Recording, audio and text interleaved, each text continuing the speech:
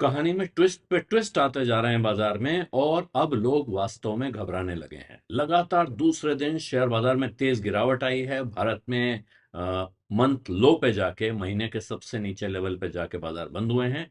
Sensex करीब करीब 1000 point गिरा है, और निफ्टी 25,200 के मार्क के नीचे चला गया है। ये जो बिकवाली है, इसने करीब करीब 5 लाख करोड़ रुपए उड़ा दिया है शेयर बाजार में, टोटल इन्वेस्टर वेल्थ में से।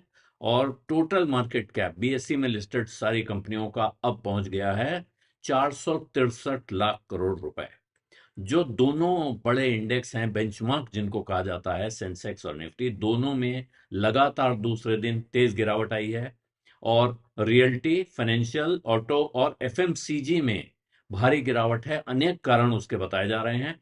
सेंसेक्स 961 पॉइंट से ज्यादा गिर के 81,287 पे बंद हुआ है, जबकि निफ्टी गिरा है 318 पॉइंट 25,179 पर। ये 2 फरवरी के बाद से पहला दिन था जब सेंसेक्स 82,000 के नीचे और निफ्टी 25,200 के नीचे बंद हुआ है। और जो मैं घबराहट की बात कर रहा हूं, लोग घबरा इसीलिए रहे हैं, अब बाजार में थोड़ा चिंता का, पैनिक का मोड दिखाई पड़ रहा है। और टेक्निकल चार्टिस्ट कह रहे हैं अब गिरावट के संकेत आ रहे हैं। ये जो लेवल्स क्रॉस हो रहे हैं, ये मंदी के संकेत दिखा रहे हैं। भारतीय एयरटेल, बजाज फिनसर्व, महिंद्रा और इंडिगो ये टॉप लूजर्स रहे सेंसेक्स में। जबकि जो आईटी स्टॉक्स हैं, इन्फोसिस, एचसीएल टेक और ट्रेंट और इटर्नल, ये मात्र 4 गेनर्स थे। जो आईटी स्टॉक्स हैं, इन्होंने अभी तक जो सुबह की उनकी तेजी थी, उन्होंने भी शाम तक उसको गंवाया है काफी। तो टीसीएस और टेक महिंद्रा भी जाके गिरावट के साथ बंद हुए हैं, रेड में बंद हुए हैं। जो टोटल एनएससी पे लिस्टेड स्टॉक्स हैं, उनमें 1992 शेयर गिर के बंद हुए, जबकि 1140 बढ़े और 104 बिल्कुल नहीं हिले डुले। ये है एडवांस डिक्लाइन इंडेक्स, जिसमें बड़ी संख्या है गिरने वालों की।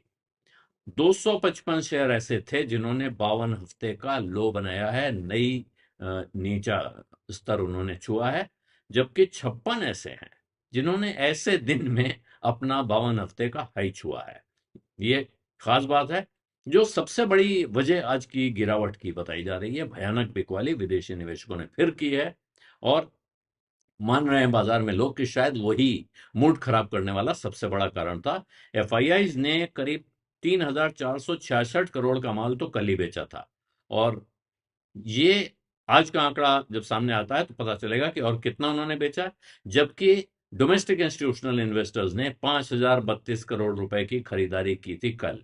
ये इसके बावजूद आज विदेशी निवेशकों की बंपर बिकवाली की खबरें हैं। ग्लोबल मार्केट्स पूरी तरह कमजोर रहे हैं। दुनिया के सारे बाजार कमजोर दिखाई पड़ रहे हैं। सबसे भयानक गिरावट वॉल स्ट्रीट में, जो टेक हैवी इंडेक्स है, टेक्नोलॉजी शेयरों का शेयर बाजार जिसको कहते हैं नेस्डैक, वहां रही है। नेस्डैक कंपोजिट इंडेक्स फिर गिर के बंद हुआ है, क्योंकि टेक्नोलॉजी रैली आती हुई दिख रही थी वहां, लेकिन वो चाल नहीं पकड़ पाई, रफ्तार नहीं उसमें जमी, स्टीम निकल गई कह सकते हैं। तो जो सबसे महंगी कंपनी दुनिया की आज की तारीख में है, जो भविष्य का सबसे जबरदस्त इन्वेस्टमेंट माना जा रहा है, एनवीडिया, उसके शेयर 5% गिरे हैं। जबकि एक ही दिन पहले वो तेजी से बढ़ा था। उसने जनवरी में जो क्वार्टरली रिजल्ट दिए हैं, वो उम्मीद से बेहतर थे। और आने वाले वक्त के लिए उन्होंने, आने वाले क्वार्टर के लिए बहुत जबरदस्त रेवेन्यू फोरकास्ट दिया है। इसके बावजूद उसमें 5% की गिरावट। गूगल को चलाने वाली कंपनी अल्फाबेट के शेयर भी करीब 2% गिरे, जबकि अमेजॉन 1% और एएमडी 3% से ज्यादा गिरा है। सेल्स फोर्स के शेयर करीब 4% गिरे हैं, क्योंकि उनकी कमाई बहुत अच्छी हुई है। नेस्डैक का कंपोजिट इंडेक्स 1% नीचे जाके बंद हुआ है।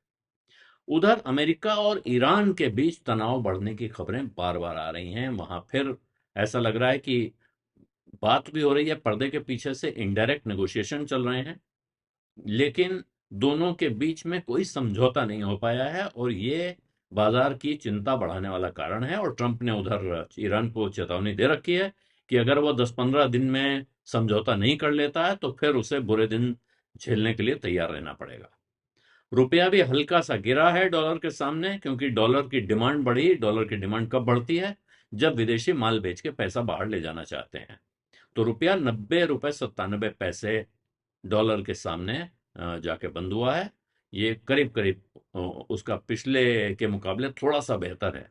90 90 50 90.9050 था, वो अब 90.9725। तो ये हल्का सा गिरावट के साथ बंद हुआ है। जिन बिंदुओं में गिरावट हुई है डेसिमल के जिन पॉइंट्स में, उनकी गिनती शायद हम आप रुपए पैसे के लिहाज में कभी करते भी नहीं है। लेकिन भारत का जो पूरा बाजार है, आप लोग कह रहे हैं कि आगे कमजोर ग्लोबल क्यूज हैं, इन्वेस्टर सेंटिमेंट लगातार कॉशियस हो रहा है, लोग सतर्क हो रहे हैं, सावधान हो रहे हैं, ये बाजार में जानकार लोगों का कहना है। और निफ्टी में 26,000, माफ कीजिए 25,650 का एक इमीडिएट रेजिस्टेंस दिखाई पड़ रहा है, जो उसने ऑलरेडी तोड़ दिया है।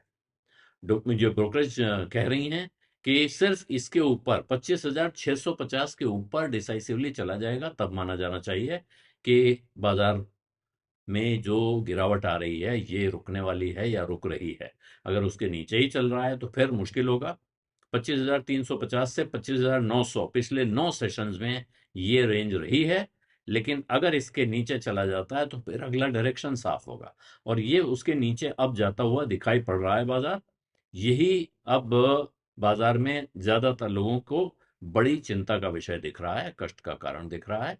ये वो वक्त आ गया है दरअसल बाजार में, जब आपको ये सोचना होता है कि अब क्या करें। और बहुत सारे इस वक्त अगर आप ध्यान से देखेंगे, जो समझदार लोग आपको सलाह दे रहे हैं, और वो सलाह जरा ध्यान से सुनने वाली भी है, कि आप बहुत जल्दबाजी में ऐसे में बाजार में कूदने की गलती न करें। ये न सोचें कि हम आज कोई चीज़ बहुत सस्ती हो गई या कोई चीज़ आपको गिरती हुई दिख रही तो उसको बेच के भागें। बेच के भागने वाला फैसला ज़रूरत के हिसाब से लोगों को करना पड़ता है, मजबूरी होती है।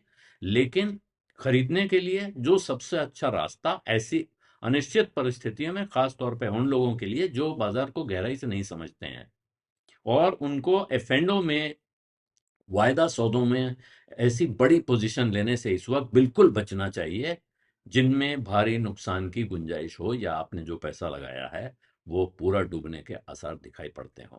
ये एक खतरनाक वक्त है, भारी जिसको कहते हैं तूफान का समय चल रहा है बाजार में। इस वक्त किनारे बैठ के देखना ज्यादा समझदारी होगी, बजाय उसमें कूद पड़ने के। जो लोग बहुत माहिर खिलाड़ी हैं, खतरों के खिलाड़ी हैं, वो कूदे हुए भी हैं और वो शायद कूद भी सकते हैं, और उनको हमारी जैसी बात सुनने की जरूरत भी नहीं है। लेकिन जो लोग हमारे जैसे लोगों की बात सुनते हैं, उनके लिए ये अपनी एसआईपी, अगर आप एसआईपी कर रहे हैं और आपको किसी तरह की कोई आर्थिक परेशानी नहीं है, तो अपनी एसआईपी ऐसे वक्त पे बाजार गिरता देख के एसआईपी बंद कर देने से ज्यादा बड़ी गलती आप कोई नहीं कर सकते हैं।